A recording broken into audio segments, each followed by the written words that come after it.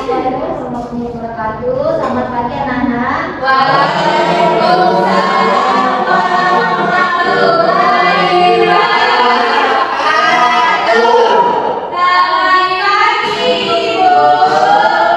Bagaimana kabarnya hari ini? Sehat? Sehat.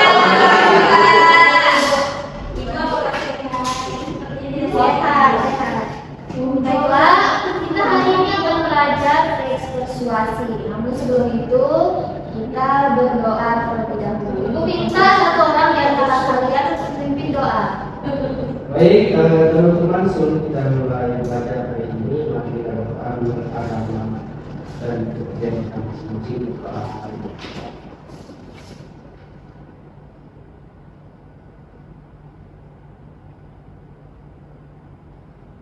Doa besar.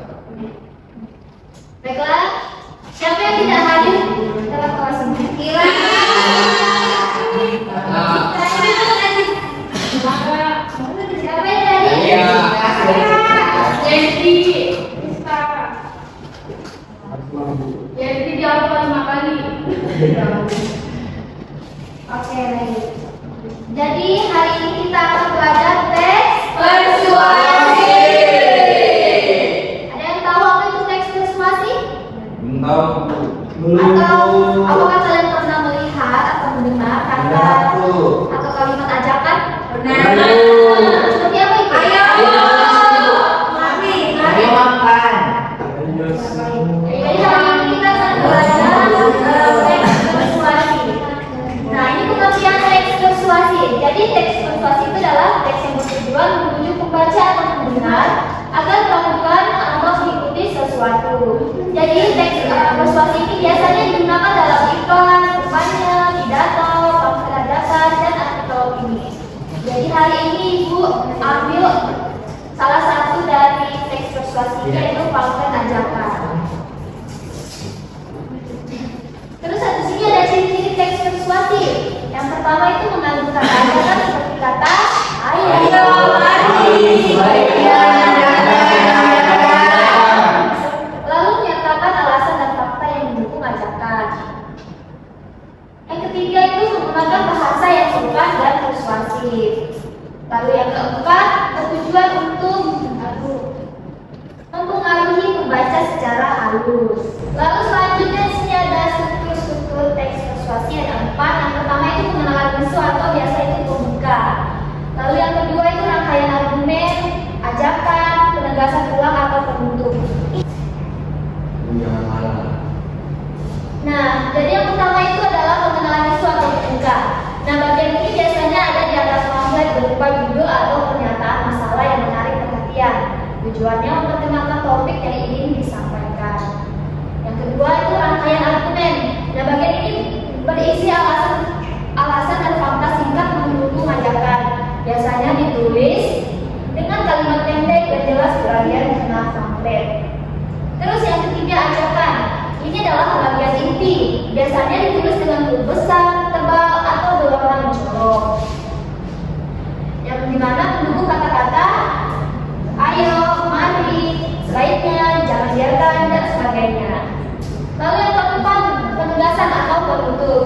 Nah, bagian terakhir ini biasanya berupa kalimat penutup atau slogan singkat yang menyatakan pesan ajakan. Oke, jadi nanti Ibu akan bagi kalian kelompok. Oke, selanjutnya tujuan teks persuasi. Di sini ada 4 tujuan teks persuasi. Yang pertama, meyakinkan pembaca terhadap ide atau pendapat tertentu. Lalu yang kedua, mendorong pembaca agar bertindak sesuai ajakan seperti menjaga kebersihan, rajin belajar, membaca buku. Lalu yang ketiga, menanamkan sikap positif terhadap suatu hal yang dianggap penting. Lalu yang terakhir, mempengaruhi cara berpikir dan perilaku pembaca agar sejalan dengan isi teks. Baiklah, Ibu minta kalian untuk bagi 2 kelompok. Karena kita akan belajar sampai bermain. Kelompok berapa orang Ibu? Dibagi 5. 4 bisa 5. 2 kelompok ya 2. Ada yang 4, ada yang 5. Ayo anak-anak, karena kita akan belajar sambil bermain.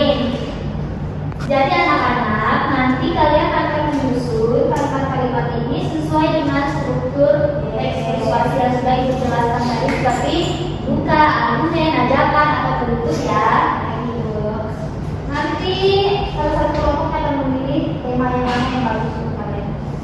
Sudah paham? Kita mulai. Silakan dipilih yang langsung. Tema. Biru. Ya. Nanti ditempel ya di sini ya. Sesuai dengan struktur teks persuasi yang sudah dijelaskan tadi. Seperti yang ini ya. Mulai.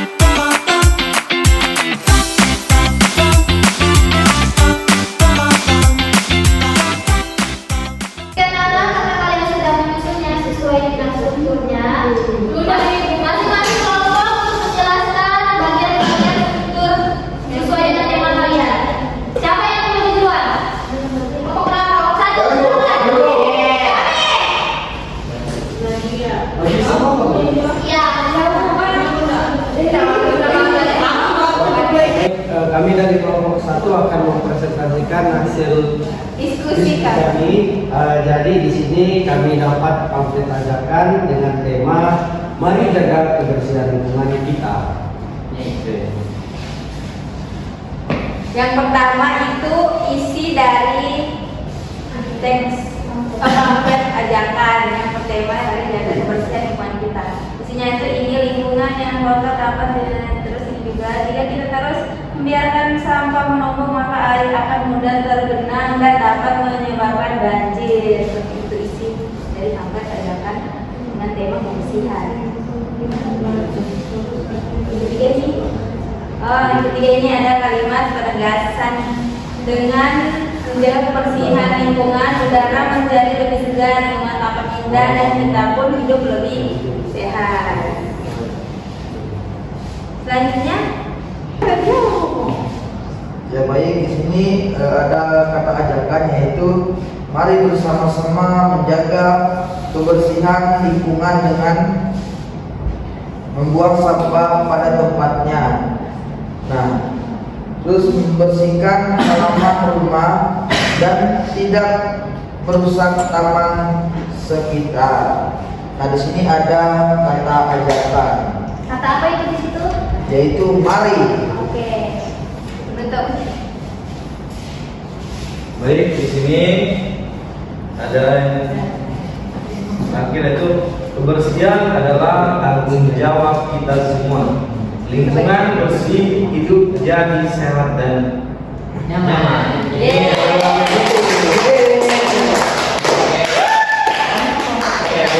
Sekian dari hasil presentasi kami. Sekian dan terima kasih. baik, kami dari kelompok apa? Jadi kami dapat tema Ayo Membaca. Terus ada isinya di sini. Saat ini minat membaca di kalangan pelajar semakin menurun. Banyak siswa lebih suka bermain gawai daripada membuka buku. Padahal membaca adalah kunci utama untuk meraih ilmu dan kesuksesan. Itu adalah isi. Next, yang kedua ada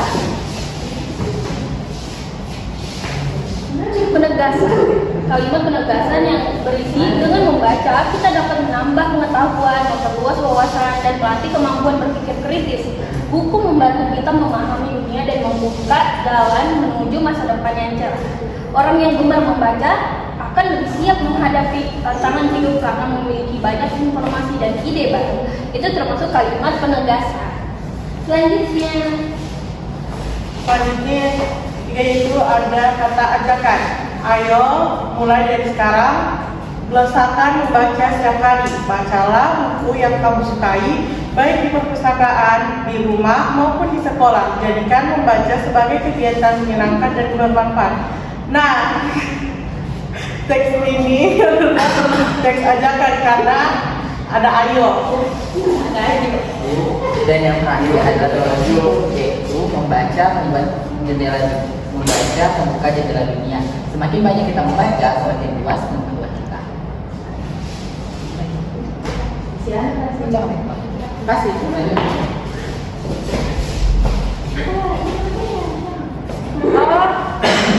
Selanjutnya mari bersama-sama membangun generasi gemar membaca demi masa depan bangsa yang cerdas. Oke, silakan duduk. Ya, terima kasih dari kelompok kami. Salamnya Oktia dan baiklah, Ibu rasa kalian sudah cukup memahami pembelajaran kita pada hari ini, anak-anak. Baik, Bu.